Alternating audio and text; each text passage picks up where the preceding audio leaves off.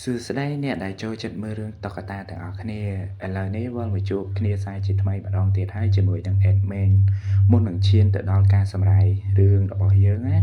Admin សូមឲ្យអ្នកទាំងអស់គ្នាជួយចុច follow page របស់ Admin ម្នាក់មួយផងណាដោយរឿងរបស់យើងមានចំណងជើងថាសត្វតោកណ្ដុរហើយនិងខ្លាឃ្មុំសនេះឯង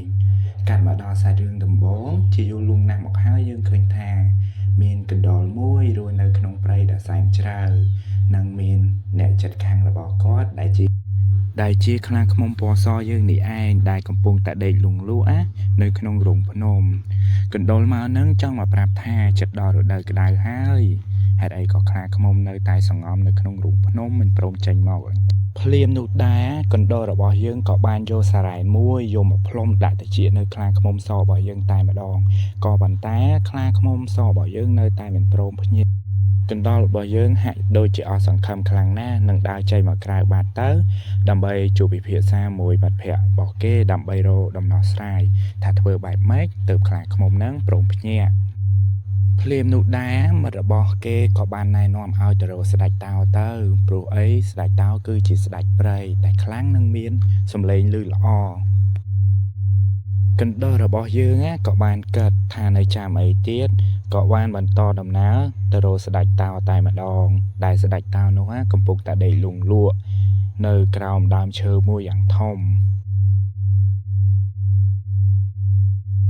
ពេលទៅដល់ជួបស្ដេចតោកណ្ដុរមានអារម្មណ៍ថាភ័យបន្តិចមែនក៏ប៉ុន្តែក៏បានដើរថយក្រោយស្រាប់តែជន់មែកឈើមួយស្ដេចតោភ្ញាក់តែម្ដងហើយស្ដេចតោក៏បានបន្តទៀតថាតើឯងមកនេះមានការអ្វីចង់ឲ្យយើងជួយអ្វីដែរគេក៏និយាយរឿងក្នុងចិត្តប្រាប់ទៅថាខ្លាឃ្មុំសដែលជាអ្នកចិត្តខាងរបស់គេហ្នឹងគឺកេងដេកមិនព្រមភ្ញាក់តែម្ដងតែមានដំណោះស្រាយអ្វីអាចជួយបានដែរឬទេ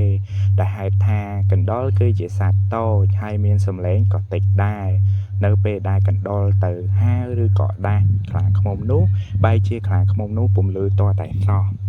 និយាយរួចហើយសត្វតោក៏ដើរចេញទៅស្រាប់តែពេលនោះតើមានអារម្មណ៍ថាដូចជាមានសត្វល្អិតនៅក្នុងរោមរបស់គេមានអារម្មណ៍ថាលមាស់ទៅគឺពុំព្រមឈប់តតែសោះកណ្ដុរក៏បានសួរថាតើអ្នកមានរឿងអ្វីមួយសន្ទុះក្រោយមកកណ្ដុរក៏បានឃើញមានសត្វល្អិតនៅក្នុងរោមរបស់គេភ្លាមនោះដែរកណ្ដុរក៏ហក់ស្ទុះឡើងទៅលើខ្នងរបស់តោរួចក៏បេះសត្វល្អិតចេញពីខ្នងតោមួយសន្ទុះក្រោយមកតោបែរជាមិនដឹងជាកើតអីទេទៅរត់លេងចូលទឹកហើយនឹងចេញមកវិញនិងក៏បន្តសំណេះសំណាលជាមួយកណ្ដុរបន្ថែមទៀតស្ដេចតោរបស់យើងក៏ឈប់ហើយគិតមួយសន្ទុះសិនថានឹងត្រូវជួយកណ្ដុរឬមួយក៏អត់